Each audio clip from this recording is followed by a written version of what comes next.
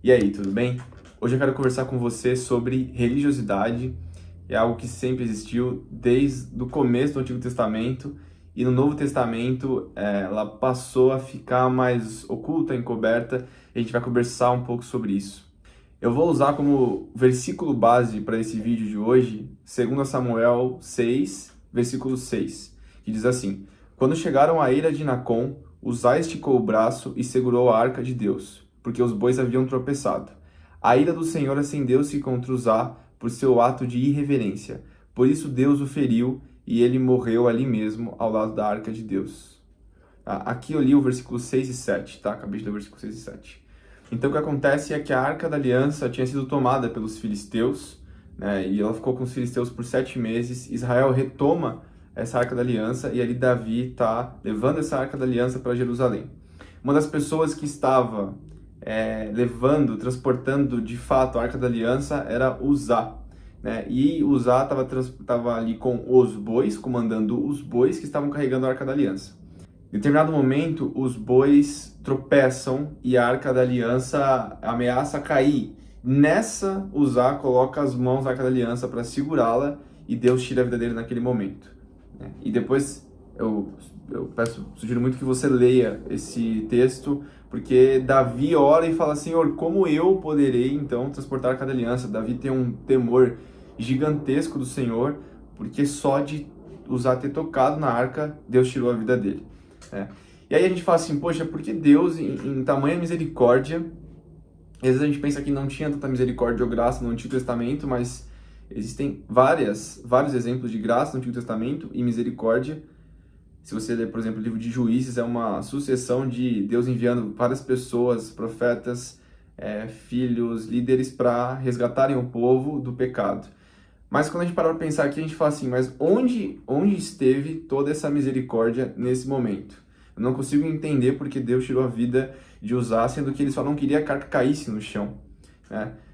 Mas quando a gente para pensar, você tem duas camadas. A primeira é que você pode dizer que isso foi uma irreverência de Uzá.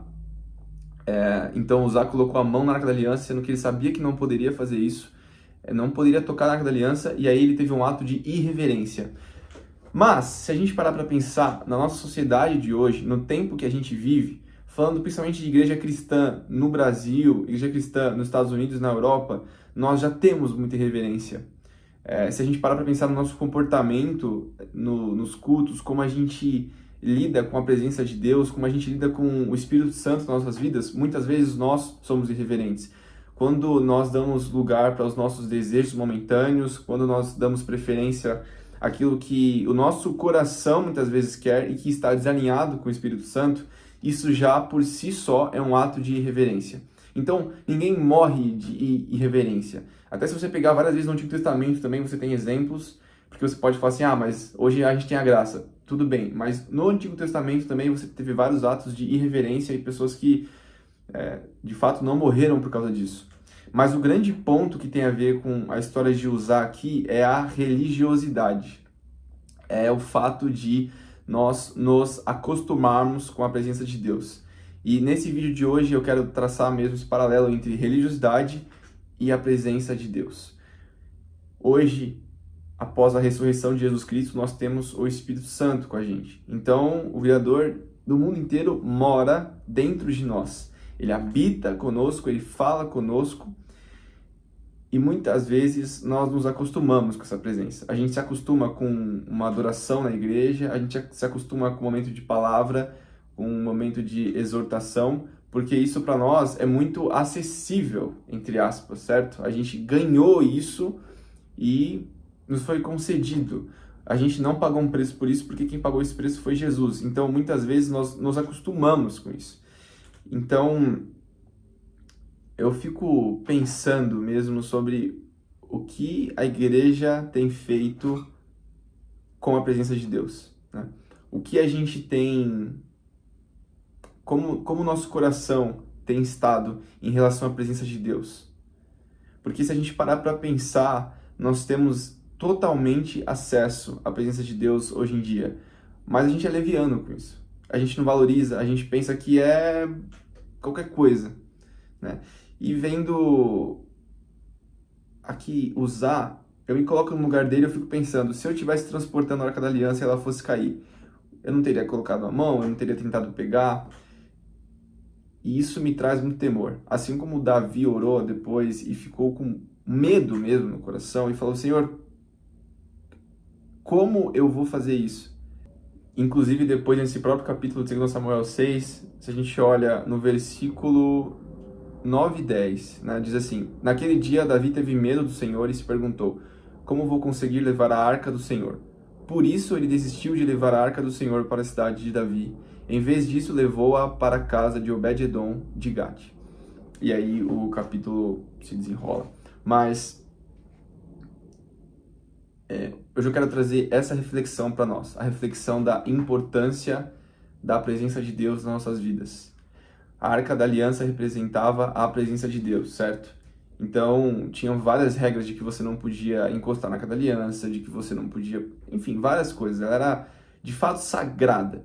Mas hoje, nós temos o Espírito Santo dentro de nós, mas nós somos irreverentes com isso. Nós normalizamos, nós não entendemos a diferença entre sagrado e profano, entre aquilo que deve ser buscado e aquilo que deve ser deixado de lado, onde deve estar a nossa prioridade. A gente acaba se contaminando e se inflamando por essas paixões que aparecem na vida, por esses desejos, pela beleza aparente do mundo, e a gente começa a tratar o Espírito Santo como mais uma caixa nas nossas vidas. A gente coloca ele como um plus, ou como algo que também faz parte das nossas vidas, quando ele deveria ser o único foco das nossas vidas. E a partir dele, sim, tudo se cascateia, né? Então, eu quero trazer mesmo hoje essa palavra de temor sobre as nossas vidas. Eu e você precisamos estar cada vez mais nesse lugar de temor e de entender o quão grande, o quão único, o quão temeroso é ter a presença de Deus nas nossas vidas e que a gente não pode ser leviano com isso. A gente não pode tratar isso com indiferença e muitas vezes também confiar em Deus. Porque, por exemplo, Uzá colocou a mão ali, você pode ter duas perspectivas, né? Ele colocou a mão porque ele não queria que a arca caísse, ou ele colocou a mão porque ele já estava acostumado a conviver com a Arca da Aliança. Né? Se você olhar onde estava a Arca da Aliança, Uzá teve um convívio ali, então ele se acostumou com a Arca da Aliança. Então, a gente tem essas duas perspectivas. Se a arca fosse cair no chão, mas Deus mandou não segurar a arca, será que Deus não teria enviado anjos para segurar a arca, por exemplo, e ela não cair no chão?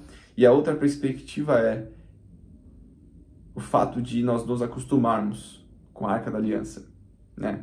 Entenda a Arca da Aliança aqui como como a ideia da presença de Deus, tá? Então, essa reflexão que eu quero trazer para esse vídeo de hoje e uma atenção mesmo para esse fato de que nós convivemos com o Espírito Santo e que nós precisamos ser responsáveis por continuar carregando o fogo do Espírito Santo nas nossas vidas. E o fogo do Espírito Santo só vai ser mantido quando a gente buscar santidade, quando a gente buscar uma vida que escuta a voz do Espírito Santo, quando a gente for sensível a Deus, quando a gente for sensível àquilo que Jesus tem para as nossas vidas. Tá? E se você talvez você assistiu esse vídeo e você diz assim, poxa, eu não entendi, eu não sei isso que é o Espírito Santo, eu não sei o que é Jesus, eu não sei o que é Deus, eu deixo aqui para você uma palavra de encorajamento e uma oração para que você receba o Espírito Santo na sua vida, para que você receba Jesus na sua vida e para que você abra o seu coração. Porque se você não tiver Jesus no seu coração, tudo isso que eu falei de temor não vai fazer sentido nenhum, porque esse temor só existe quando nós escolhemos nos submeter a Cristo e nos submetermos à soberania do Espírito Santo nas nossas vidas. Um abraço, espero que Deus tenha falado com você nesse vídeo de hoje e a gente se vê no próximo vídeo. Tchau, tchau.